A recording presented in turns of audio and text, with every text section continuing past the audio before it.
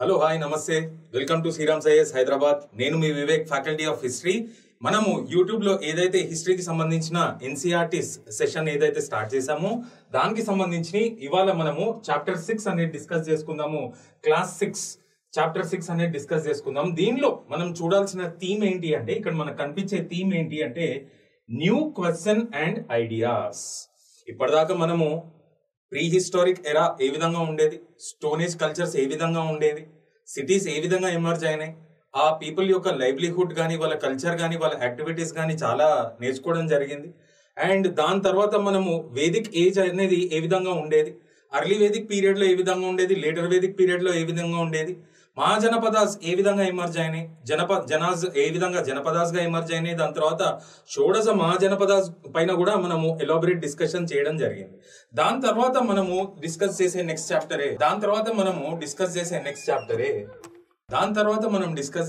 చాప్టరే ఇదేంటి అంటే మనము దీన్ని నేను ఎలాబరేట్ గా డిస్కస్ చేస్తా, అందరు బాగా ఫోకస్ చేయాలి.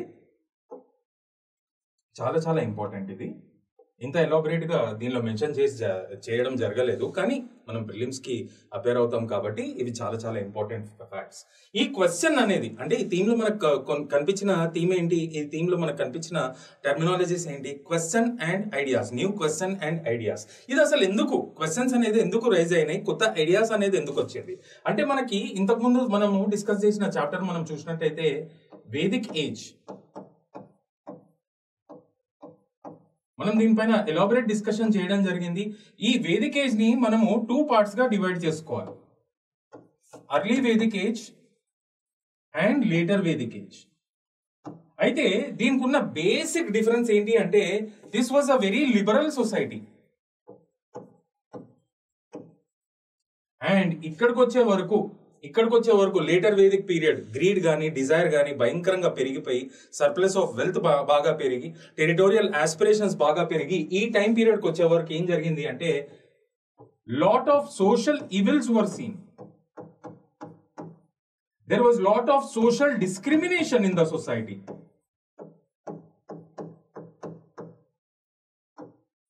And there was lot of gender discrimination also. And అదే కాకుండా రిలీజియస్ సూపర్స్టిషియస్ బిలీఫ్స్ కూడా చాలా ఉండేవి.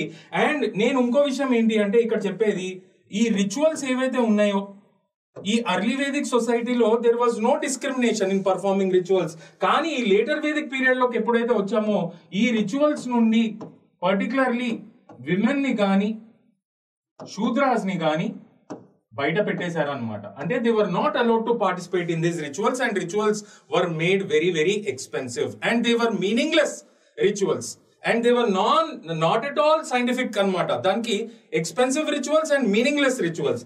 సో ఇవన్నీ షార్ట్ కమింగ్స్ ఉన్నాయి కాబట్టి ఇక్కడ లేటర్ వేదిక్ పీరియడ్ లో by 6th century BC time period వచ్చే వరకు చాలా ఫిలాసఫికల్ మూమెంట్స్ అనేవి స్టార్ట్ అయినాయి.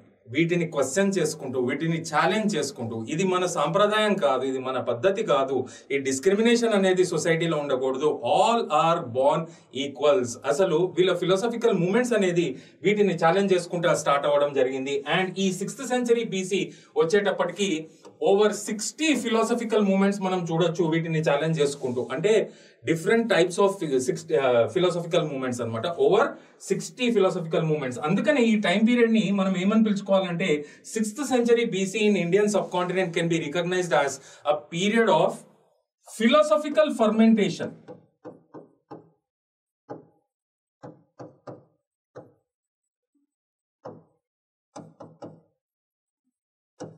దీన్ని ఈ విధంగా రికగ్నైజ్ చేయాలి. 6th century BC ని ఏ విధంగా రికగ్నైజ్ చేయాలంటే, it is the time period of philosophical fermentation in Indian history. ఖచ్చితంగా నోట్ చేసుకోవాలి. మళ్ళీ ఒక్కసారి నేను రివైజ్ చేస్తాను. Early Vedic period and later Vedic period basic differences ఏంటి అంటే, ఓవర్ టైం పీరియడ్ సొసైటీస్ ఈ విధంగా చేంజ్ అయినాయి, ఓవర్ నైట్ కాదు. This was a very liberal society. People were given equal opportunities in performing rituals or conducting rituals or participating in the rituals, and there was no social discrimination or gender discrimination found in early Vedic society. When it comes to later Vedic society, ikkadiki vache varaku social evils gaani manaku kanipichayi, social discrimination anedi kanipichindi, gender based discrimination anedi kanipichindi, superstitious beliefs vachayi, and దీనికి worst victims ఎవరయ్యా అంటే women and Shudras మాత్రమే. అయితే ఇక్కడ మనం నేర్చుకోవాల్సిన విషయం ఏంటి అంటే వీటన్నిటిని ఛాలెంజ్ చేసుకుంటూ ఆ సొసైటీకి సంబంధించిన మనుషులే, అప్పర్ క్యాస్ట్ లో పుట్టిన మనుషులే దాదాపు ఫిలాసఫికల్ మూవ్మెంట్స్ అనేవి స్టార్ట్ చేయడం జరిగింది. ఏ టైం పీరియడ్ కి వచ్చే వరకు 6th century BC. అండ్ దీన్ని అందుకనే ఈ టైం పీరియడ్ కి వచ్చే వరకు ఎన్ని కనిపిస్తాయి మనకి అంటే ఓవర్ 60 ఫిలాసఫికల్ మూవ్మెంట్స్ కనిపిస్తాయి వీటిని ఛాలెంజ్ చేసుకుంటూ. అండ్ అందుకనే ఈ టైం పీరియడ్ ని మనం ఏం పిలుచుకోవాలి అంటే period of philosophical fermentation in India. So ఇక్కడ నేను ఇది రబ్ చేస్తున్నాను, ఇంకా కాలేదు ఈ డిస్కషన్. ఇక్కడ మనం ఇంకో పాయింట్ ఏం నేర్చుకోవాలి అంటే సో ఈ క్వశ్చన్స్, ఈ న్యూ క్వశ్చన్స్ రావడం జరిగింది సొసైటీలో, క్వశ్చన్స్ చేయడం జరిగారు పీపుల్ ఈ షార్ట్ కమింగ్స్ ని, ఈ డిస్క్రిమినేషన్ ని, కొత్త ఐడియాస్ కూడా రావడం జరిగింది. దాన్నే మనం ఏం పిలుచుకోవాలి అంటే సోషో రిలీజియస్ రిఫార్మ్ మూవ్మెంట్స్.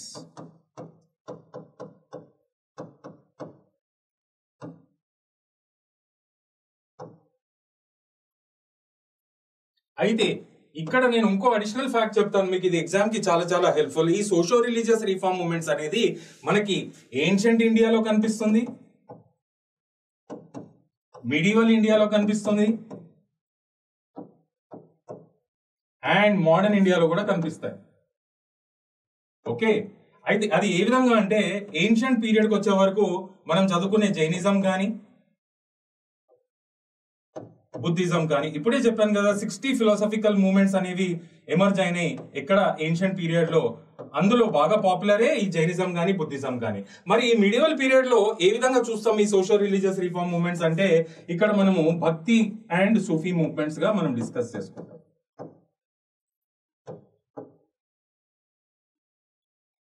మరి ఈ మోడర్న్ ఎరాకు వచ్చే వరకు చాలా డిఫరెంట్ రిలీజియన్స్ కి సంబంధించి సోషల్ రిలీజియస్ రిఫార్మ్ మూవ్మెంట్స్ జరిగినాయి. అది మనం మోడర్న్ ఇండియన్ హిస్టరీలో మనం ఎలాబొరేట్ గా డిస్కస్ చేసుకుందాము. కానీ ఇక్కడ మీకు ఐడియా రావాలి కాబట్టి రాజా రామ్మోహన్ రాయ్ మనకందరికీ తెలిసిందే, సతీ కోసం ఎంతో అబాలిష్ చేయాలి అని ఎంతో పాటుపడిన మనిషి. అంతేకాకుండా విడో రీమ్యారేజెస్ కోసం ఫైట్ చేసిన మనకి విద్యాసాగర్ గారు కానీ, and Arya Samaj movement start చేసిన దయానంద్ సరస్వతి కానీ, అండ్ రామకృష్ణ మూవ్మెంట్ స్టార్ట్ చేసిన స్వామి వివేకానంద కానీ, వీళ్ళందరి గురించి మనం ఇక్కడ ఎలాబొరేట్ గా డిస్కస్ చేసాం. And not only Hindu religion, Muslim religion లో కూడా మనకి ఇస్లాంలో కూడా సోషల్ రిలీజియస్ రిఫార్మ్ మూవ్మెంట్స్ అవుతాయి మోడర్న్ ఇండియాలో, అండ్ సిక్ రిలీజన్ లో కూడా వస్తాయి, అండ్ ఫార్సీ రిలీజన్ లో కూడా వస్తాయి. అవన్నీ కూడా ఎలాబొరేట్ గా మనం డిస్కస్ చేద్దాం ఎప్పుడైతే టైం వస్తుందో. సో అన్ని మాడ్యూల్స్ లో మనకి కనిపించే కామన్ చాప్టర్ ఏంటి అంటే సిలబస్ చూసినట్టయితే సోషో రిలీజియస్ రిఫార్మ్ మూవ్మెంట్స్. దీన్ని వేరే వేరే పేర్లుగా చెప్తారు కానీ they are socio religious reform movements.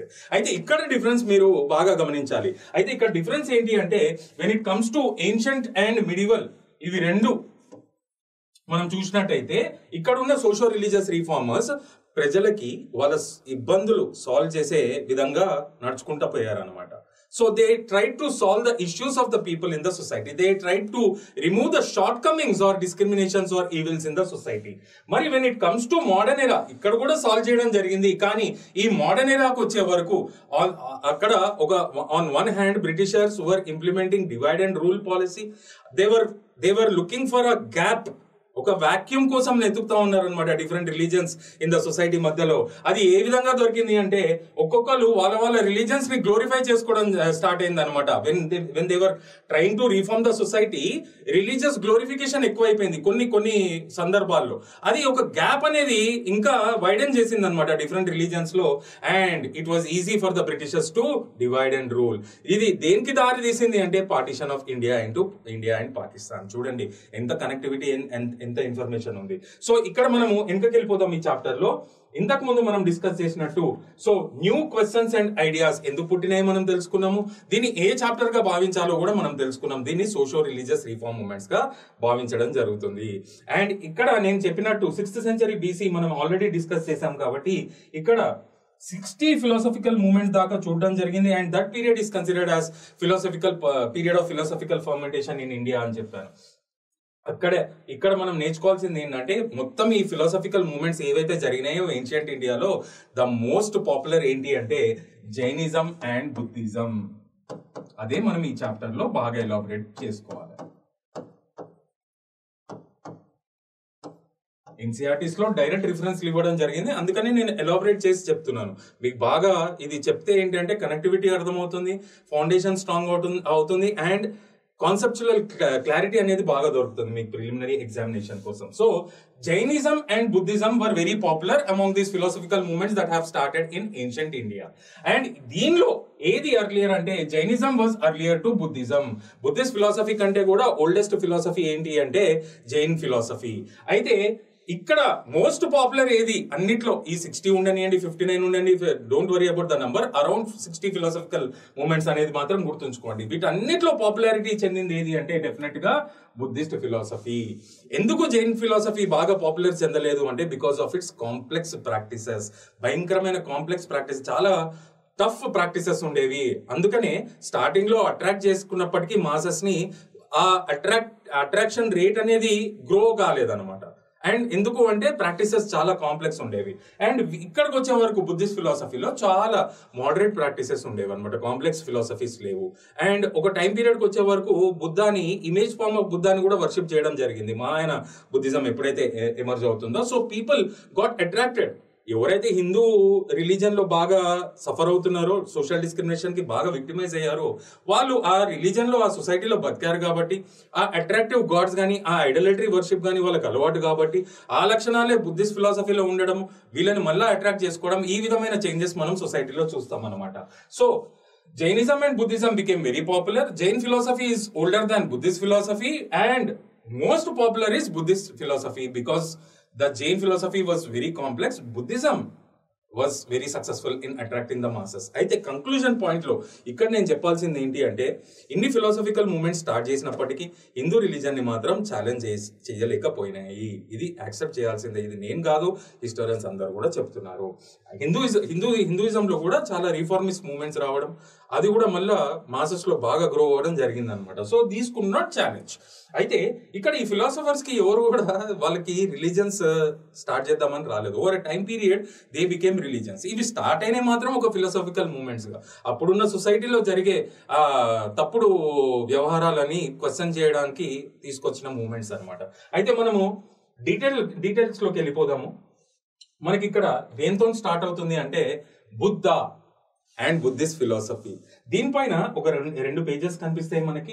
Elaborate గా అంటే లైఫ్ ఆఫ్ బుద్ధ అనేది ఏ విధంగా ఉండేది అనేది దీనిలో కనిపిస్తుంది అనమాట. దీన్ని నేను ఒక వేరే పేజ్ లో ఇంకా ఎలాబరేట్ గా మీకు ఎక్స్ప్లెయిన్ చేస్తాను with reference to the points given in this ఎన్సిఆర్టీస్.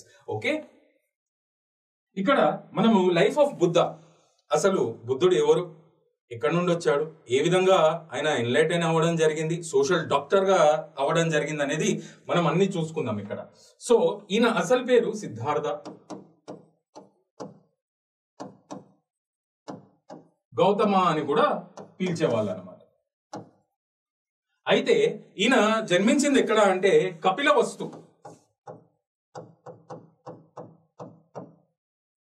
మరి ఈ కపిలవస్తు ఎక్కడుంది అంటే లుంబిని ప్రావిన్స్ లో ఉంది.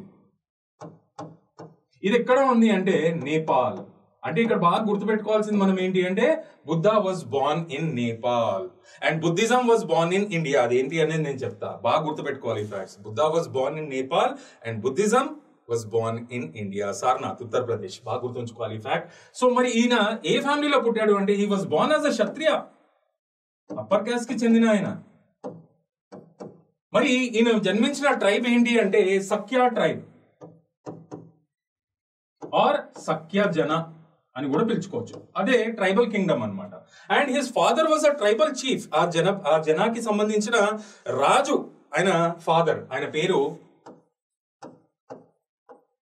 శుద్ధోదన, ఆయన మదర్ పేరు మహామాయ.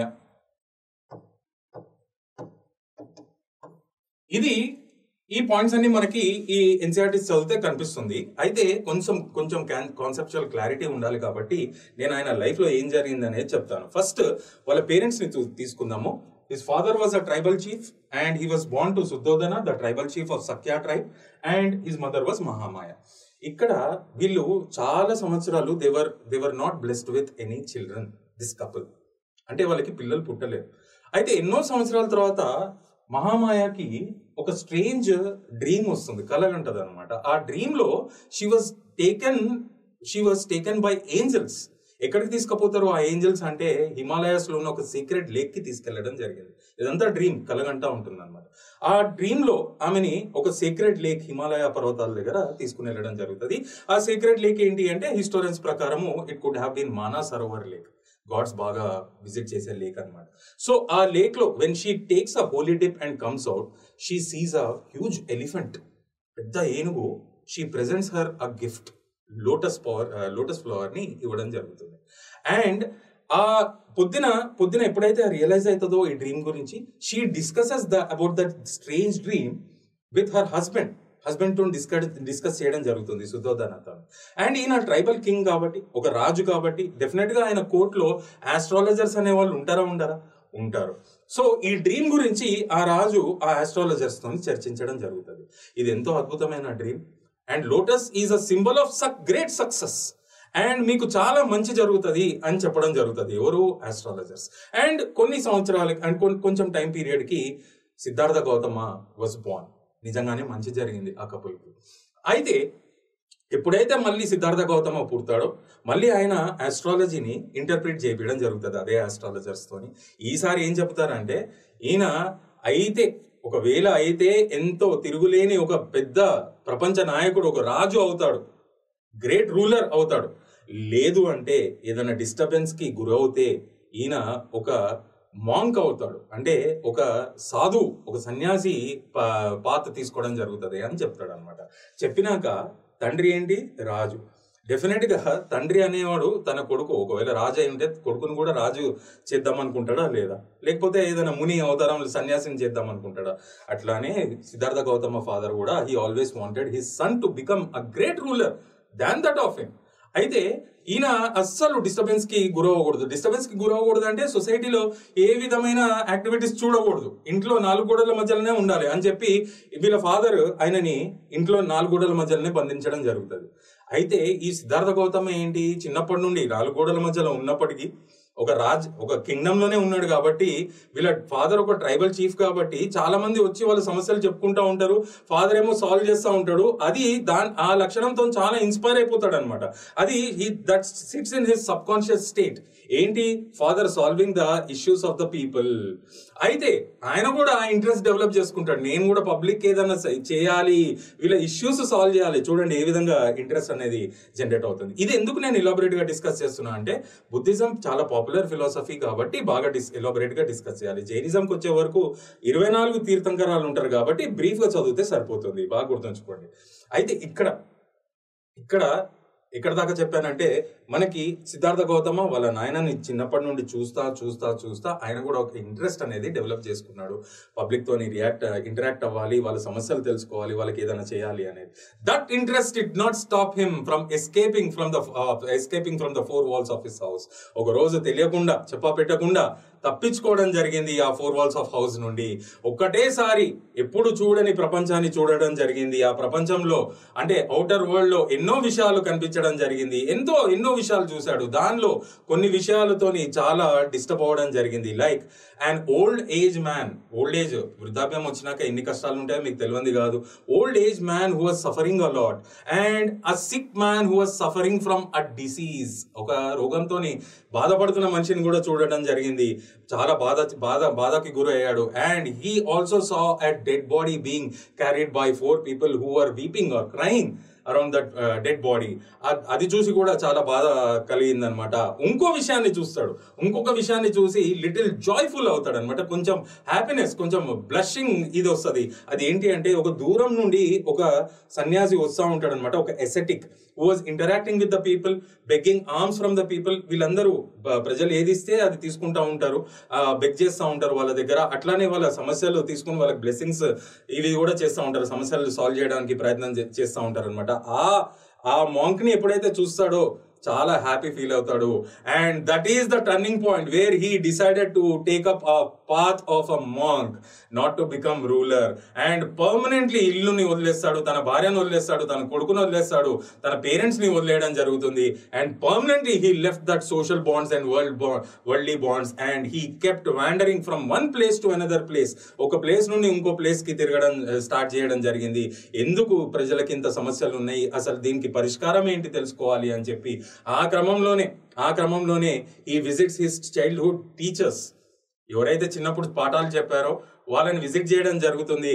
వాళ్ళ దగ్గర ఎన్నో విషయాలు నేర్చుకోవడం జరుగుతుంది, ఉపనిషత్స్ కానీ యోగా గురించి కానీ. And he continued his wandering. మళ్ళా ఒక ప్లేస్ నుండి ఒక ప్లేస్ కి తిరగడం స్టార్ట్ చేశాడు. అట్లా finally he reached the outskirts of Gaya village. ఇది ఎక్కడుందో మనందరికీ తెలుసు, బీహార్ లో ఉంది. ఆ గాయా విలేజ్ లో అవుట్స్కట్స్ దగ్గరకు వచ్చి ఒక చెట్టును చూసుకుని, పర్టికులర్లీ పీపుల్ ట్రీ. ఇది ఎక్కడుంది అంటే on the banks of river Niranjan.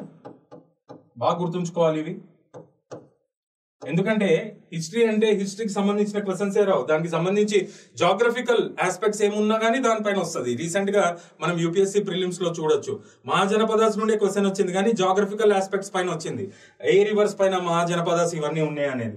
So ఆ విధంగానే ఇక్కడ పీపుల్ ట్రీని చూసుకొని దాని కింద కూర్చుని ఈ స్టార్ట్స్ హిస్ మెడిటేషన్. ఇవ్వండి, మీరు చెప్పండి, ఇప్పటిదాకా ఆయన లైఫ్ ఏ విధంగా సాగింది? పుట్టడమేమో ఒక శత్రువుడిగా పుట్టాడు, తర్వాత ఎప్పుడైతే డిసైడ్ అయ్యాడో ఒక ముని ఇది అవుదామని చెప్పి ఎసెటిక్ లైఫ్ తీసుకోవడం జరిగింది. ప్రజలు దగ్గర బెగ్గింగ్ చేయడం జరిగింది, రోడ్స్ పైన కానీ ఇక్కడ స్ట్రీట్స్ పైన కానీ. రాజులు ఏదిస్తే అది, లేకపోతే ప్రజలు ఏదిస్తే అది తీసుకోవడం జరిగింది. దాంతోనే he was hardly getting anything to eat or drink కదా. సో అందులో మళ్ళీ మనిషి మెడిటేషన్ కి కూర్చోవడం జరిగింది. మెడిటేషన్ కూర్చున్న టైంలో మధ్యలో నీరసం అనేది వచ్చి పాపం ఫెయింట్ అయిపోయి కింద పడిపోతాడు అనమాట. అక్కడ నుండి పడిపోయినప్పుడు ఏమైతుంది, అదే టైం పీరియడ్ లో ఒక ట్రైబ్ అనేది పాస్ అవుట్ అవుతా ఉంటుంది. ట్రైబ్ అంటే ఒక గ్రూప్ ఆఫ్ పీపుల్ ఒక మ్యూజిక్ ప్లే చేసుకుంటూ పాటలు పాడుకుంటూ అక్కడ నుండి వెళ్తా ఉంటారు అనమాట. అందులో ఒక మహిళ ఆయనను గుర్తించడం జరుగుతుంది. ఆమె పేరే సుజాత. ఈ పేర్లు కూడా బాగా గుర్తుంచుకోవాలి, మదర్ పేరు కానీ ఫాదర్ పేరు కానీ ఇవన్నీ కానీ. ఈ లేడీ ఆయనని నిస్సహాయ స్థితిలో చూసి, ఒక ఫెయింటెడ్ సిచ్యువేషన్ లో చూసి, ఒక హ్యుమానిటేరియన్ గ్రౌండ్స్ పైన పాపం ఆయనకి హెల్ప్ చేద్దామని చెప్పి గంజి, ఆమె దగ్గర ఉన్న గంజిని ఈయనకి తాగిపోయడం జరుగుతుంది అనమాట. అప్పుడు he gets back some energy and he continues his meditation again sitting under the people tree. అప్పుడు ఇమీడియట్ గా ఇప్పుడు మనకి ఏదైనా సంఘటన చూసి రెస్ట్ తీసుకుని మళ్ళీ లేస్తే మనకు అది రిపీట్ అవుతూ ఉంటుంది కదా మైండ్ లో. ఆ విధంగానే ఆయన ఎప్పుడైతే ఎనర్జీ వచ్చి మళ్ళీ మెడిటేషన్ కి కూర్చోవడం జరుగుతుందో ఆ ట్రైబల్ మ్యూజిక్ అనేది ఫస్ట్ ఆయనకి స్ట్రైక్ అవుతుంది అనమాట. ఎంత అద్భుతంగా ప్లే చేశారు, ఎంత బాగుంది ఈ మ్యూజిక్. ఆ మ్యూజిక్ గురించి అనాలిసిస్ చేసేటప్పుడు ఆయన నేర్చుకున్న అద్భుతమైన విషయం ఏంటి అంటే, ఎందుకు ఇంత ప్లెజెంట్ మ్యూజిక్ ప్రొడ్యూస్ చేయగలుగుతున్నారు అంటే, ఆ మ్యూజికల్ ఇన్స్ట్రుమెంట్స్ స్ట్రింగ్స్ ఉంటాయి కదా వాటికి, దానిపైన ఎంత ఫోర్స్ కావాలో అంతే ఫోర్స్ అప్లై చేస్తున్నారు. అంత అద్భుతంగా అంటే optimal levels of force apply చేస్తున్నారు కాబట్టి అద్భుతమైన మ్యూజిక్ ని ప్రొడ్యూస్ చేయగలుగుతున్నాయి ఆ స్ట్రింగ్స్. లేకపోయి ఉంటే ఆ మ్యూజికల్ ఇన్స్ట్రుమెంట్స్ అనేవి డ్యామేజ్ అయిపోతాయి. ఇట్ కాజెస్ మిజరీ, అది చాలా మిజరబుల్ గా ఉంటుంది. సో ఆ విషయం ఎప్పుడైతే నేర్చుకున్నారో he became an enlightened person. దాన్ని మన హ్యూమన్ బీయింగ్స్ ఒక లైఫ్ కి ఇంటర్లింక్ చేయడం జరిగింది. ఏ విధంగా అంటే హ్యూమన్ బీయింగ్స్ కూడా రిసోర్సెస్ ఏవైతే ఉన్నాయో ఆప్టిమల్ లెవెల్స్ లోనే యూటిలైజ్ చేసుకోవాలి, మెయింటైన్ చేయాలి. ఎప్పుడైతే గ్రీడ్ కానీ డిజైర్ కానీ బాగా పిచ్చిగా పుడుతుందో it leads to sorrow or misery. That is the cause for the all kinds of issues in the society. So he became an enlighten person and people started to call him as Buddha. Buddha అంటే enlighten man. అందుకనే గౌతమ బుద్ధ ఈయన ఇంకో పేరు, సఖ్యముని ఈయనకు ఇంకో పేరు, ఎందుకంటే సఖ్య tribe లో పుట్టడం జరిగింది కాబట్టి. సో ఎప్పుడైతే ఇట్లా ఎన్లైటన్ అయ్యాడో మళ్ళీ వెనకకి తిరిగి చూడడం జరగలేదు. He became one of the greatest social doctors the world had ever seen అని చెప్పుకోవచ్చు. దాని తర్వాత సో ఇదంతా కూడా మనకి లైఫ్ ఆఫ్ బుద్ధ ఏదైతే 2 పారాగ్రాఫ్స్ మనం 2 పేజెస్ చూసామో దానిలో ఎక్స్ప్లెయిన్ చేయడం జరిగింది. నేను చాలా ఎలాబరేట్ చేయడం జరిగింది. ఈ విధంగా ఎన్లైటన్ అయ్యాడనమాట ఎవరు, సిద్ధార్థ గౌతమ. సో నెక్స్ట్ దానికి వెళ్ళిపోదాం మనము. Teachings of Buddha. ఇది కూడా మనం కొంచెం ఎలాబరేట్ గా డిస్కస్ చేయాలి, ఎందుకంటే దీనికి సంబంధించిన మనకి ఎథిక్స్ పేపర్ కి కూడా చాలా హెల్ప్ఫుల్ గా ఉంటాయి. సో ఈ టీచింగ్స్ ఆఫ్ బుద్ధకి వచ్చే వరకు నేను ఇక్కడ మీకు ఎలాబరేట్ గా డిస్కస్ చేస్తాను. చాలా సింపుల్ ఇది. బుద్ధ ఏం చెప్పేవాడు అంటే, సిద్ధార్థ గౌతమ ఎప్పుడైతే ఎన్లైటెన్ పర్సన్ అయ్యాడో ఆయన ఏం చెప్పేవాడు అంటే, ఈ వరల్డ్ లో సారో అనేది పర్మనెంట్, ఎక్కడికి పోదు, ఇక్కడనే ఉంటుందంట. బాగా కనిపించేది ఏంటి అంటే పర్మనెంట్ ఫీచర్ సారో. మరి జాయ్ కానీ హ్యాపీనెస్ కానీ ఏంటంటే చుట్టాల్లాగా అప్పుడప్పుడు వచ్చి వెళ్ళిపోతాయి, టెంపరీ ఫీచర్స్. ఎందుకు దీనికి కారణము అంటే గ్రీడ్ ఆర్ డిజైర్. ఇవి బాగా ఎక్కువైతున్న కొద్దీ హ్యాపీనెస్ తక్కువైపోయి సారో కానీ మిజరీ కానీ భయంకరంగా పెరుగుతుంది సొసైటీలో అనేది ఈయన తెలుసుకోవడం జరిగింది. And he says that one can avoid this and one can prevent this. ఒకటేంటి ప్రివెన్షన్, ఒకటేంది coming out from the sorrow or misery, cure. అందుకనే నేను సోషల్ డాక్టర్ అనే వర్డ్ యూజ్ చేయడం జరిగింది. ఏ విధంగా అంటే దానికోసము ఒక థియరీ తీసుకుని రావడం జరిగింది. ఇది ఏంటి అంటే ఒక డాక్టరీని తీసుకుని రావడం జరిగింది, అష్టాంగ మార్గ. అంటే 8-fold path. ఒకరి జీవితంలో సారో కానీ మిజరీకి కానీ గురి కాకుండా ఉండి ఒక అద్భుతమైన ప్రపంచాన్ని చూడాలి, ఒక మోక్షాన్ని చెందాలి అంటే one has to follow this 8-fold path, that is Ashtanga Marga. మనకి బుద్ధిస్ట్ సంఘాస్ గురించి బాగా ఎలాబొరేట్ గా పాయింట్స్ మెన్షన్ చేయడం జరిగింది ఈ ఎన్సీఆర్టీస్ పారాగ్రాఫ్ లో. అసలు ఏంటి ఈ బుద్ధిస్ట్ సంఘాస్ అంటే, సంఘ is nothing but a council. So Buddhist council. మరి ఇందులో ఎవరు జాయిన్ అవ్వచ్చు అంటే మెన్ జాయిన్ అవ్వచ్చు, విమెన్ కూడా జాయిన్ అవ్వచ్చు. మరి ఇవి వీటి యాక్టివిటీస్ నడపడానికి ఖచ్చితంగా రూల్స్ అనేవి ఉండాలి. ఆ రూల్స్ ఎక్కడ మెన్షన్ చేసి ఉన్నాయంటే వినయ పీఠక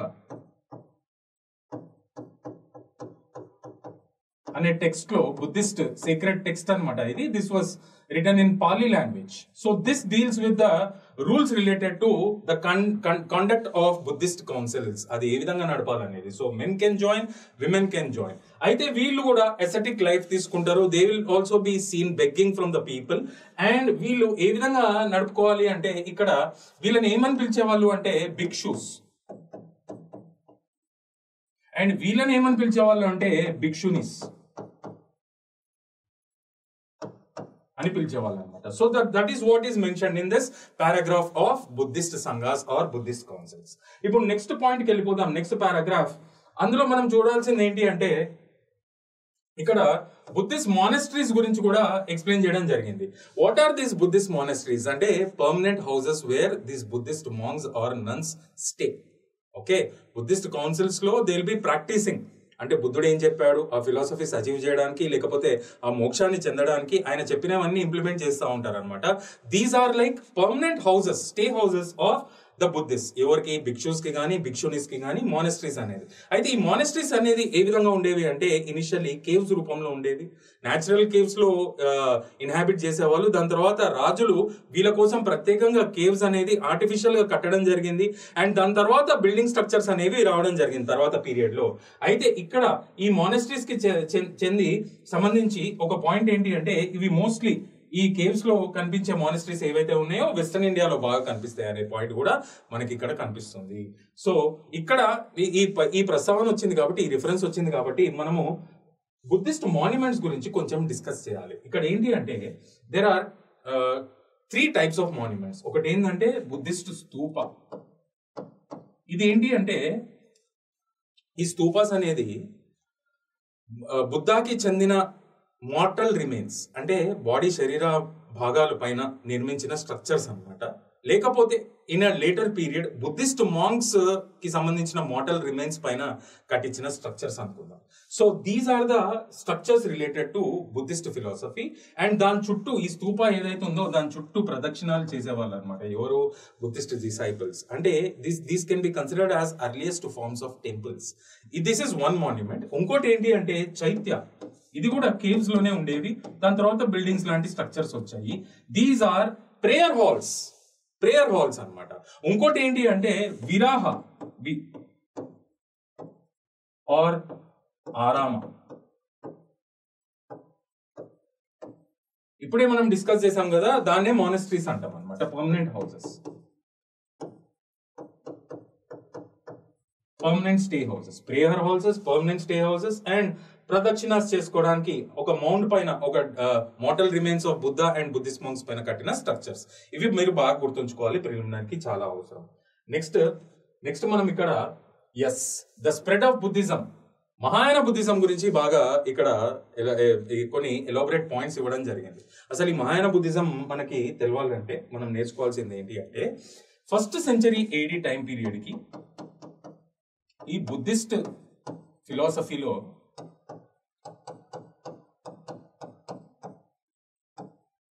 బుద్ధిజం కి సంబంధించిన ఫిలాసఫీ ఏదైతే ఉందో అందులో 2 గ్రూప్స్ అనేది ఎమర్జ్ అవ్వడం జరిగింది.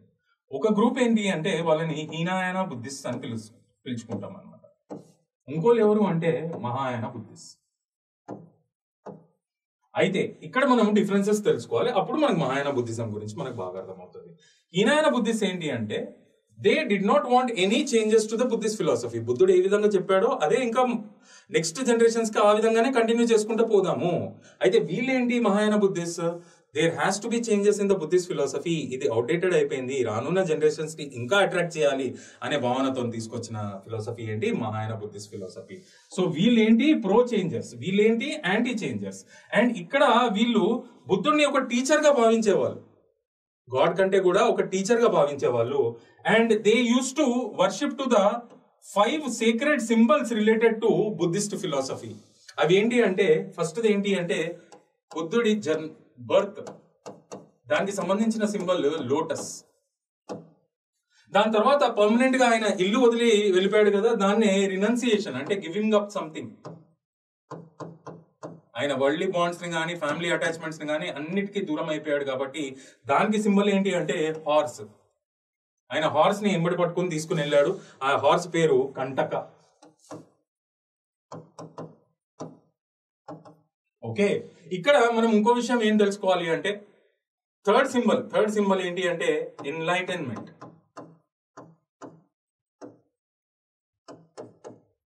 దానికి సింబల్ పీపల్ ట్రీ. సో బుద్ధుడి ఇమేజ్ కంటే కూడా ఈ సీక్రెట్ సింబల్స్ ని బాగా వర్షిప్ చేసే వాళ్ళు ఎవరు అంటే ఈయన బుద్ధిస్ట్. అండ్ బుద్ధుడిని ఒక టీచర్ గా భావించే వాళ్ళు అనమాట. ఏదైతే బుద్ధుడు చెప్పాడో అది స్ట్రిక్ట్ గా ఇంప్లిమెంట్ చేస్తే చాలరా నాయన, it leads to salvation or moksha అనేది వీళ్ళ భావన.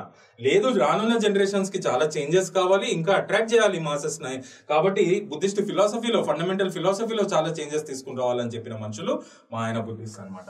అయితే ఇక్కడ 4వది మనం వచ్చినట్టయితే is first teaching or sermon, అది ఇక్కడ జరిగింది. ఇందాకే మనం చూసాము సారనాథ్ లో చేయడం జరిగింది. దాని సింబలే వీల్ ఆఫ్ ధర్మ.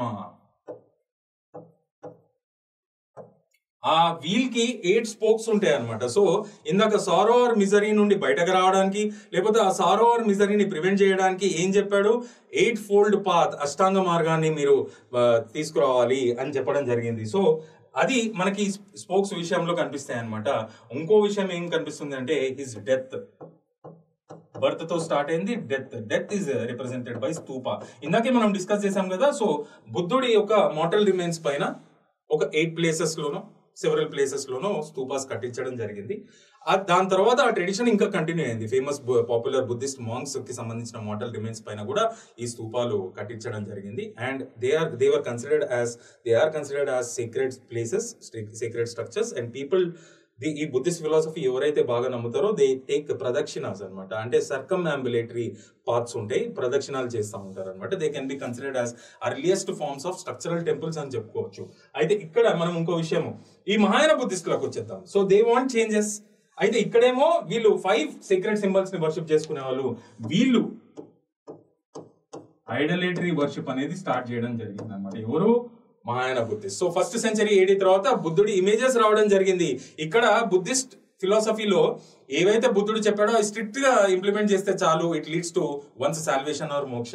ఇక్కడ ఐడలేటరీ వర్షిప్ అంటే బుద్ధుడిని ఇమేజ్ ఫామ్ లో వర్షిప్ చేయడమే it creates a path for one's salvation or moksha అని వీళ్ళు డిక్టేట్ చేయడం జరిగింది. అయితే ఈ మహాయాన బుద్ధిజం ఎక్కడ బాన్ అయింది అంటే మనకి ప్రజెంట్ ఆంధ్రప్రదేశ్ లో నాగార్జున కొండలో బర్త్ తీసుకోవడం జరిగింది. దీని ప్రాఫిట్ ఎవరు అంటే ఆచార్య నాగార్జున. సో ఈ ఫిలాసఫీకి మూలకర్త, సృష్టికర్త ఎవరు అంటే ఆచార్య నాగార్జున. దీని బర్త్ ప్లేస్ ఏమో నాగార్జున కొండ, ఆంధ్రప్రదేశ్. నాగార్జున సాగర్ ఏమో తెలంగాణ సైడ్ ఉంటుంది, నాగార్జున కొండ ఏమో ఆంధ్రప్రదేశ్ సైడ్ ఉంటుంది. సో ఈ ఐడలేటరీ వర్షిప్ అనేది స్టార్ట్ అయింది. అండ్ ఈ చేంజెస్ తీసుకుని రావడానికి 2 ఫీచర్స్ చెప్పాడు. అది మనకి ఎన్సీఆర్టీస్ ఆ పారాగ్రాఫ్ లోనే కనిపిస్తుంది. ఇది ఏంటి అంటే దీని లక్షణము బుద్ధుడిని దేవుడు చేసేసారు అనమాట. ఇక్కడ టీచర్ గా ఉన్న బుద్ధుడిని they started making him to convince the masses that Buddha was a god. ఆయనకి ఒక మ్యాజికల్ పవర్స్ ఇవ్వడం జరిగింది. ఇంకేం చెప్పడం జరిగిందంటే హీస్ ఆమ్ని ప్రెసెంట్ ఎవ్రీవేర్, ఇక్కడ లేడు అక్కడ లేడు అనే ప్రతి ప్లేస్ లో ఉంటాడు ఆయన. And he'll be born again and again to solve the issues of the people in the society. ఈ లక్షణం ఏమో దశావతార అనే కాన్సెప్ట్ నుండి ఇన్స్పైర్ అవ్వడం. So finally Mahayana Buddhist wanted to challenge the growing popularity of Hinduism and they wanted to attract more masses from Hindu philosophy. ఆ time period లో జరిగేది చెప్తున్నాను. అయితే అక్కడ సో ఆ విధమైన చేంజెస్ రావడం జరిగింది అనమాట. అయితే ఈ మహాయాన బుద్ధిజం ని బాగా పాపులర్ చేసిన రాజు ఎవరు అంటే దీనికి సంబంధించే రిఫరెన్స్ మనకి ఆ పారాగ్రాఫ్ లో కనిపిస్తుంది. Kanishka was the ruler who followed Mahayana Buddhism. And ఆయన కోర్టులోనే అశ్వఘోష అనే మనిషి ఉండేవాడు. వీళ్ళందరూ కూడా మహాయాన బుద్ధిస్టులే. అండ్ అశ్వఘోష రాసిన ఫెంటాస్టిక్ బుక్ ఏంటి అంటే బుద్ధ చరిత. బాగా గుర్తుంచుకోవాలి, దీని ప్రస్తావన కూడా వచ్చింది మనకి ఎన్సీఆర్టీస్ లో, దీనిపైన క్వశ్చన్స్ వచ్చే అవకాశాలు ఉన్నాయి. Buddhacharita can be considered as the earliest biography written on life of Buddha and it was written in Sanskrit language. బాగా గుర్తుంచుకోవాలి ఇది. సో నెక్స్ట్ మనం దానిలోకి వెళ్ళిపోదాం పారాగ్రాఫ్ లోకి. ఇక్కడ మనం చూసినట్టయితే నెక్స్ట్ బుద్ధిస్ట్ పిలిగ్రిమ్స్ గురించి మనకి రిఫరెన్స్ రావడం జరిగింది. అయితే ఎంతో మంది చైనా నుండి పిలిగ్రిమేజ్ పైన ఇండియాకి రావడం జరిగింది. ఎందుకంటే India is a birth place for this Buddhist philosophy, మనందరికీ తెలిసిందే. అయితే క్రోనలాజికల్ ఆర్డర్ లో కొన్ని పేర్లు చెప్తాను. ఎప్పుడైతే వాళ్ళ రిఫరెన్స్ ఫ్యూచర్ చాప్టర్స్ లో వస్తాయో వాళ్ళ గురించి మనం ఎలాబరేట్ గా డిస్కస్ చేద్దాం. అయితే ఇక్కడ క్రోనాలజికల్ ఆర్డర్ లో ఎవరైతే ఈ బుద్ధిస్ట్ ఫిలాసఫీకి సంబంధించిన కాన్సెప్ట్స్ కానీ Buddhist structural or popular monuments ని దర్శించుకోవడానికి వచ్చిన మనుషులు ఆ క్రోనలాజికల్ ఆర్డర్ లో ఎవరైతే ఉన్నారో బాగా హిస్టారికల్ పర్సన్స్ మనకి ఎగ్జామ్ కి అవసరమైనది ఎవరు అంటే ఇట్ స్టార్టెడ్ విత్ ఫాహియాన్, తర్వాత వచ్చిన మనిషి హ్యూయన్ సాంగ్, అండ్ దాని తర్వాత ఇత్సింగ్ అనే దాని తర్వాత చాలా మంది రావడం జరిగింది. సో క్రోనలాజికల్ ఆర్డర్ గా బాగా గుర్తుపెట్టుకోవాల్సిన పేర్లు ఇవి. చాలా మంది బుద్ధిస్ట్ పిలిగ్రిమ్స్ ఇండియాకి రావడం జరిగింది. స్ట్రక్చర్స్ ని విజిట్ చేయడానికో, లేకపోతే అది ఫాలో చేసే కింగ్స్ కోర్ట్కి వెళ్ళి వాళ్ళతో ఇంటరాక్ట్ అవ్వడానికో, లేకపోతే బుద్ధిజం కి సంబంధించిన కాన్సెప్ట్స్ నేర్చుకోవడానికో పాపులర్ బుద్ధిస్ట్ యూనివర్సిటీస్ కూడా ఎమర్జ్ అయినాయి. కాబట్టి Nalanda university was the greatest university at that point of time that attracted not only Indians but also foreigners. అంటే అద్భుతమైన ఎడ్యుకేషన్, అంటే ఒక రెసిడెన్షియల్ క్యాంపస్ గా, ఇంటర్నేషనల్ రెసిడెన్షియల్ క్యాంపస్ గా చాలా గుర్తింపు తెచ్చుకున్న క్యాంపస్ అది. సో అందులో దానిలో చాలా విషయాలు నేర్చుకోవడానికి కూడా చాలా మంది చైనా నుండి మైగ్రేట్ అయ్యి రావడం జరిగింది. So this is the chronological order and ఈ పేర్లు బాగా గుర్తుంచుకోండి. ఎప్పుడైతే వీళ్ళ రిఫరెన్స్ మళ్ళీ ఫ్యూచర్ చాప్టర్స్ లో వస్తాయో అప్పుడు మనం ఎలాబరేట్ డిస్కస్ చేద్దాం, అక్కడ ఇంకా బాగా గుర్తుంటాయి. ఓకే, నెక్స్ట్ మనకి 6 schools ఆఫ్ ఇండియన్ ఫిలాసఫీ పైన కూడా మనకి ఒక రిఫరెన్స్ రావడం జరిగింది ఈ చాప్టర్ లో. ఇప్పటిదాకా మనం చూసిన జైనిజం గానీ బుద్ధిజం గానీ ఆర్ అదర్ 60 నేను ఎన్నైతే చెప్పానో 60 ఫిలాసఫికల్ మూవ్మెంట్స్ స్టార్ట్ అయినాయి. They have to be considered as socio religious reform movements అని చెప్పాను. సో వాటిని మనం ఏం పిలుచుకోవాలంటే హెటరోడాక్స్ మూవ్మెంట్స్. వాటిని మన ఇండియన్ పీపుల్ మనము ఏ విధంగా పిలుస్తారు అంటే నాస్తిక మూవ్మెంట్స్ అని కూడా పిలుస్తారు అనమాట. ఏవి జైనిజం గానీ బుద్ధిజం గానీ ఆ కాంటెంపరీ పీరియడ్ లో జరిగిన వేరే ఫిలాసఫికల్ మూవ్మెంట్స్. ఇంకోటి దీనికి ఆపోజిటే ఆర్థోడాక్స్ అనమాట. ఆర్థోడాక్స్ మూవ్మెంట్స్, దీన్ని ఆస్తిక మూవ్మెంట్స్ అని పిలుచుకోవాలన్నమాట. అవేవో కాదు, ఈ 6 schools ఆఫ్ ఇండియన్ ఫిలాసఫీ బాగా గుర్తుంచుకోవాలి ఇక్కడ. సో నాస్తిక మూవ్మెంట్స్ అనేది మనకి హెటరోడాక్స్ మూవ్మెంట్స్, ఆస్తిక మూవ్మెంట్స్ అనేది ఆర్థోడాక్స్ మూవ్మెంట్స్. దానికి సంబంధించినవే 6 schools ఆఫ్ ఇండియన్ ఫిలాసఫీ. అసలు ఏవి స్టాండర్డ్, ఏవి అనేది. సో ఇవన్నీ డిఫరెంట్ ఐడియాలజీస్ అనమాట. అయితే ఇక్కడ మనం చూసినట్టయితే 6 schools ఆఫ్ ఫిలాసఫికల్ థాట్ వస్తుంది. కాబట్టి ఇక్కడ ఓల్డెస్ట్ స్కూల్ మాత్రం సంఖ్య అని చెప్పుకోవచ్చు. ఇది స్టార్ట్ చేసిన మనిషి ఫిలాసఫర్, ఈ ప్రొపౌండర్ హూ ప్రొపౌండెడ్ దిస్ ఫిలాసఫీ అంటే ఇట్ వాస్ కపిల. ఇక్కడ పేరు కూడా కనిపిస్తుంది. సంఖ్య is the oldest school of philosophical thought in India. అయితే ఇక్కడ దేనికి సంబంధించి ఆర్థోడాక్స్ మూవ్మెంట్స్ కి సంబంధించి. అయితే దీని బేసిస్ ఏంటి అంటే ఈయన ఏం చెప్తున్నాడు కపిల అంటే ఈ సృష్టిలో మనం ఏదైతే చూస్తామో యాక్షన్స్ కానీ అవుట్కమ్స్ కానీ they are the outcomes of రెండు విషయాల గురించి చెప్పాడు అనమాట. ఏంటి అంటే individual self or soul and universal self or soul. ఒకటి ఏంది మనకి సంబంధించి, ఒకటి యూనివర్స్ కి సంబంధించి అంటే ప్రకృతి ఆర్ గాడ్ కి సంబంధించి అనమాట. ఈ రెండిటి అవుట్కమ్సే మనము ఈ సృష్టిలో కానీ ఈ దునియాలో కానీ మనం చూస్తామని చెప్పిన మనిషి ఎవరు? మనకి Kapila. Under which philosophy? Samkhya philosophy. అయితే ఇంకేం చెప్తున్నాడు అంటే ఈ ఇండివిజువల్ సెల్ఫ్ అంటే ఆత్మకి సంబంధించి మోడిఫికేషన్స్ ఏం జరగవు, కానీ దానికి సంబంధించిన చేంజెస్ మాత్రం ఎవరి డైరెక్షన్స్ పైన అవుతాయి అంటే యూనివర్సల్ సెల్ఫ్ ఆర్ సోల్, దానిమే పరమాత్మ అని పిలుచుకోవాలన్నమాట. Okay, so that is the fundamental philosophy of this Samkhya philosophy. Next ఏంటి అంటే ఇక్కడ మనకు కనిపిస్తుంది యోగా. ఇది మనకు అందరికీ తెలిసిందే. దీన్ని మొదలుపెట్టిన మనిషి ఎవరు అంటే సేజ్ పతంజలి. ఓకే, అయితే దీని ఫండమెంటల్ బేసిస్ ఏంటంటే controlling one's mind or senses or body through different practices అనమాట. అయితే that itself leads to a salvation or moksha. That is the fundamental philosophy, yoga మార్గం అనమాట. Okay, so that is the fundamental philosophy of this school of thought. ఇక్కడ మనము న్యాయ అని కనిపిస్తుంది కదా, ఇది స్టార్ట్ చేసిన మనిషి గౌతమ ముని, నాట్ గౌతమ బుద్ధ. ఈయన వేరే మనిషి గౌతమ ముని. ఈయన ప్రకారము ఏదైతే మనం ఈ సృష్టిలో చూస్తామో, ఏదైతే ఫినామినన్ కానీ ఏదైతే యాక్షన్ చూస్తామో, మనం దానికి లాజికల్ థింకింగ్ అనేది అప్లై చేయాలి, ఒక సైంటిఫిక్ అప్రోచ్ అనేది చేయాలి. ఏది పడితే అది పిచ్చిగా నమ్మడానికి లేదు. అదే ద ఫండమెంటల్ ఫిలాసఫీ ఆఫ్ న్యాయ స్కూల్ ఆఫ్ ఫిలాసఫికల్ థాట్. ఇంకోటి ఏంటి అంటే వైశేషిక. ఇది ప్రపోజ్ చేసిన మనిషి కన్నడ ముని. అయితే కన్నడ లాంగ్వేజ్ కాదు, కన్నడ ముని. అయితే ఇక్కడ దీని ఫండమెంటల్ ఫిలాసఫీ ఏంటి అంటే ఈ యూనివర్స్ లో జరిగే ఆబ్జెక్ట్స్ అన్ని కూడా they can B reduce to finite atoms. ఒక సైంటిఫిక్ థాట్ ఇది అనేది అప్లై చేయడం జరుగుతుంది. సో ఏది బ్రేక్ డౌన్ చేసినా వచ్చేది లాస్ట్ కి ఆటమ్స్. ఆ ఆటమ్స్ లో కాన్షియస్నెస్ ఉండాలి అంటే దానికి కారణమే బ్రాహ్మణ్, అంటే యూనివర్సల్ సెల్ఫ్ ఆర్ సోల్. ఈ ప్రపంచాన్ని సృష్టించిన ఏదైతే సూపర్ పవర్ ఉందే అదే దానికి కారణము, ఈ ఆటమ్స్ లో కాన్షియస్నెస్ రావడానికి కూడా అని చెప్పడమే దీని ఫండమెంటల్ ఫిలాసఫీ. అయితే ఇక్కడ మనకు ఇంకోటి ఏం కనిపిస్తుంది అంటే పూర్వమీమాంస. ఇది ప్రపోజ్ చేసిన సేజ్ జైమిని. ఈ పూర్వమీమాంస ఏం చెప్తుంది ఈ ఫండమెంటల్ ఫిలాసఫీ అంటే ఇక్కడ మనం నేర్చుకోవాల్సింది ఏంటి అంటే మనము వేదాసే ఎటర్నల్, అంటే అన్నిటికంటే టాప్ ఏది అంటే Vedas. They are considered to be eternal. They have abundant knowledge. జ్ఞాన మార్గం మీకు రావాలంటే వేదాలు బాగా చదవాలి. They are the top most అని చెప్పే ఫిలాసఫీ ఏంటి? పూర్వమీమాంస. అండ్ ఉత్తర మీమాంస, దీన్నే మనము వేదాంత అని పిలుచుకుంటాం అనమాట. గొప్ప మనిషి ఉన్నాడు ఆదిశంకరాచార్య, హీ వాజ్ అ వేదాంతి. ఆయన ఫాలోవర్స్ కూడా వేదాంతులు చాలా మంది ఉన్నారు. అది మనం భక్తి మూమెంట్ వచ్చినప్పుడు చాలా ఎలాబొరేట్ గా డిస్కస్ చేసుకుందాము.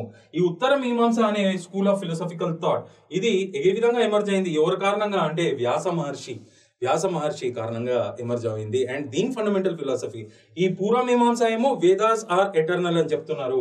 అండ్ ఇక్కడికి వచ్చే వరకు Upanishads are eternal and they have abundant knowledge. And knowledge జ్ఞాన మార్గం will lead to salvation or moksha. That is the fundamental philosophy under this Uttara Mimamsa. ఇప్పుడు నెక్స్ట్ సబ్ టాపిక్ వెళ్ళిపోదాం. I hope you are learning very fantastic facts today. నేను కొంచెం elaborate గా ఎందుకు చెప్తున్నా అంటే మీకు కాన్సెప్చువల్ క్లారిటీ రావడానికే చెప్తున్నాను.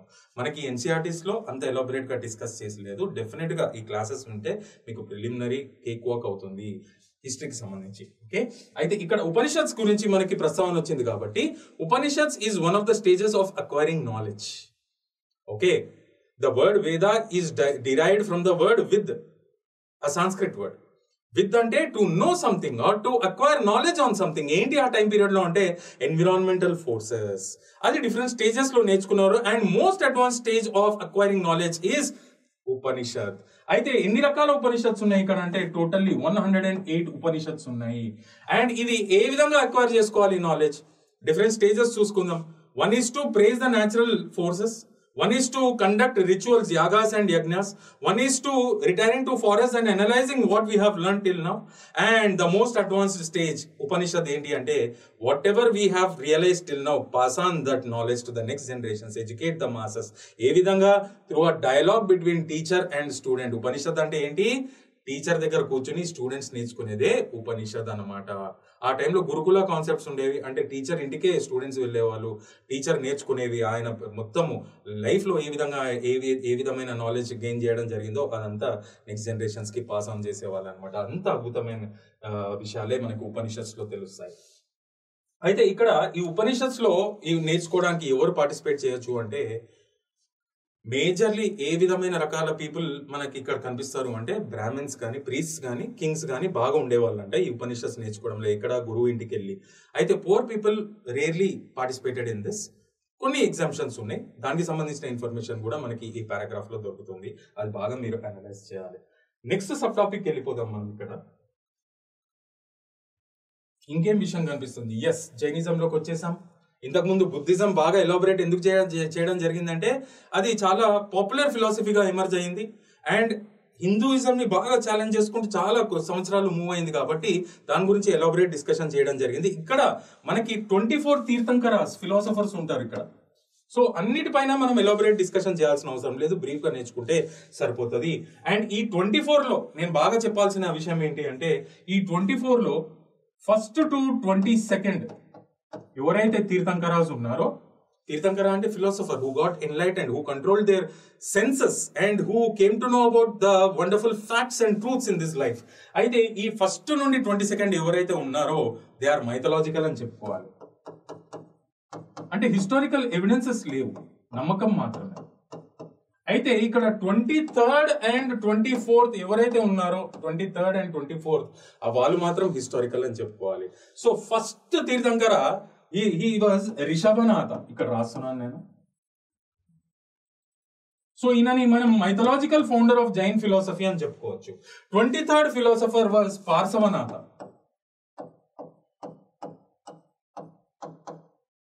అండ్ 24th చాలా పాపులర్ వర్తమాన మహావీర్.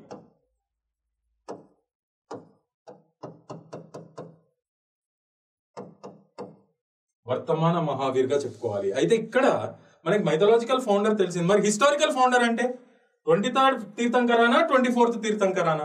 డెఫినెట్లీ 23rd అనేది ముందు వస్తుంది కాబట్టి అది ఉండాలి, కానీ హిస్టారికల్ ఫౌండర్ గా ఎవరిని భావిస్తారంటే వర్తమాన మహావీర్ని భావిస్తారు, పార్శ్వనాథ్ అని కాదు. ఎందుకంటే he was very successful in attracting the masses, in making this Jain philosophy popular among the masses అని చెప్పుకోవాలి. సో మైథలాజికల్ ఫౌండర్ మాత్రము రిషభనాథ అయితే, హిస్టారికల్ ఫౌండర్ మనకి ఇక్కడ వర్తమాన మహావీర్. అయితే ఈ 24 తీర్థంకరాస్కి యూనిక్ సింబల్స్ ఉండేవి. Rishabhanatha was identified with symbol bull, Parshvanatha historical కి వచ్చే వరకు he was identified with symbol snake, and Vardhamana Mahavir lion గా ఐడెంటిఫై చేసేవాళ్ళు. మరి ఇక్కడ మనకి ఇంకా ఏ విషయం కనిపిస్తుంది ఇక్కడ అంటే, వర్తమాన మహావీర్ గురించి మనకి బ్రీఫ్ గా ఇన్ఫర్మేషన్ ఇక్కడ ఇవ్వడం జరిగింది. అయితే స్టోరీ ఆఫ్ వర్తమాన మహావీర్ నేను చెప్పదలుచుకున్నాను బ్రీఫ్ గా. బుద్ధ అయితే ఎట్లయితే క్షత్రియుడిగా పుట్టాడో, వర్తమాన మహావీర్ కూడా he was born in a Kshatriya family. His father was Siddhartha, okay, and he was the ruler of Kunda village in Bihar. ఒక క్షత్రియుడిగా పుట్టడం జరిగింది. అండ్ అందరికి ఏ విధంగా అయితే డిస్టర్బెన్సెస్ కి గురయ్యి ఒక సన్యాసి పాత్ తీసుకుంటారో, అసెటిక్ లైఫ్ కి అడాప్ట్ చేసుకుంటారో, మాంక్స్ అవుతారో, ఎన్లైటన్ పీపుల్ అవుతారో, ఈయన లైఫ్ లో కూడా ఆ విధంగానే జరిగింది. చాలా ఎర్లీ ఏజ్ లో he lost his parents in an accident, and that moved him a lot, and he decided to give up all his worldly bonds and attachments, and he also kept wandering from one place to another place. He kept wandering for 12 years. After that, ఈయన బీహార్ లో ఒక ప్రాంతం ఉంది జుంబికాపూర్ అని. అక్కడ ఆ జుంబికాపూర్ లో ఒక సాల్ ట్రీ, బుద్ధుడేమో పీపుల్ ట్రీ, ఈయనేమో ఒక సాల్ ట్రీ కింద కూర్చొని he started to meditate, and he also became enlightened. And ఇక్కడ మనకి ఈయన టీచింగ్స్ కి సంబంధించి కూడా ఒక పారాగ్రాఫ్ కనిపిస్తుంది, టీచింగ్ ఆఫ్ జైనిజం. అంటే పర్టికులర్ గా మనం ఇక్కడ ఫోకస్ చేయాల్సింది ఏంటంటే వర్తమాన మహావీర్ సంబంధించిన టీచింగ్స్. ఆయన టీచింగ్స్ ని జైన్ లిటరేచర్ లో ఏమని పిలుస్తారంటే అంగాస్. అండ్ ఇక్కడ మనం తెలుసుకోవాల్సింది ఏంటంటే his teachings can be divided into 12 అంగాస్. ఇది ప్రాపర్ గా ఎప్పుడు కంపోజ్ చేయడం జరిగిందంటే ఒక జైన్ కౌన్సిల్, వల్లాభి గుజరాత్ లో జరిగిన జైన్ కౌన్సిల్ లో ఇది కంపోజ్ చేయడం జరిగింది కంప్లీట్ గా. ఇది ఎక్కడ ఉందంటే గుజరాత్ లో. అయితే ఈయన టీచింగ్స్ గురించి మనం తెలుసుకోవాలనుకుంటే ఈయన ఏం చెప్తున్నాడు అంటే, మన హ్యూమన్ బాడీ ఏదైతే సోల్ ఏదైతే ఉందో ఫిజికల్ ప్లెజర్స్ కి బాగా అలవాటు పడిపోయి ఉంటదంట. అందుకని it is caught up in vicious cycles of birth and rebirth. అందుకని భయంకరమైన మిజరీస్ కానీ సారో కానీ ఉన్నాయి. అది ఓవర్కమ్ చేయాలి అంటే ఈయన ఏం చెప్తున్నాడు అంటే, బుద్ధుడు ఎట్లా చెప్పాడు అక్కడ అష్టాంగ మార్గ, ఒక 3 ప్రిన్సిపల్స్ ని ఫాలో అవ్వాలి జైనిజంలో. అదేంటి అంటే, one has to have right knowledge, one has to have right conduct అంటే యాక్షన్స్ కూడా బాగుండాలి, and one has to have right confidence, right? సమ్య జ్ఞాన, సమ్య క్రియ, సమ్య విశ్వాస్. ఈ మూడు పాటిస్తే డెఫినెట్ గా one can come out of this sorrow or misery అని చెప్తున్నాడు. ఇంకేం చెప్తున్నాడు వర్తమాన మహావీర్ అంటే ఇక్కడ ఒక 5 సూత్రాలను నేను నమ్మమని చెప్పడం జరుగుతుంది. అవి ఏంటి అంటే సత్య, స్పీక్ ఓన్లీ ట్రూత్, అసతేయ. నేను ఇవి ఎందుకు చెప్తున్నా అంటే మీకు ఎథిక్స్ పేపర్ కి చాలా చాలా హెల్ప్ఫుల్ గా ఉంటుంది. అసతేయ అంటే నాన్ స్టీలింగ్, ఎవరిది కూడా స్టీల్ చేయకూడదు ఏ వస్తువు కానీ. అపరిగ్రహ, ఇది non accumulation of wealth. Okay, wealth ని పిచ్చి పిచ్చిగా గ్రీడ్ తోని ఇష్టం వచ్చినట్టు ఇది చేసుకోకూడదు. ఆప్టిమల్ లెవెల్స్ లోనే one has to have that enough wealth. Okay, next అహింస, నాన్ వైలెన్స్, అండ్ బ్రహ్మచర్య. ఇదేంటి అంటే continence, not getting married throughout life, giving up worldly bonds and attachments అనమాట. అయితే ఇక్కడ మనము ఈ సూత్రాలను పాటించమని చెప్పాడు ఎవరు? మన Vardhamana Mahavir. These are the popular teachings of Vardhaman Mahavir. And ఇక్కడ మనం ఇంకా ముందుకు వెళ్ళినట్టయితే మనకి ఫ్యాక్ట్స్ కనిపిస్తున్నాయి అక్కడ.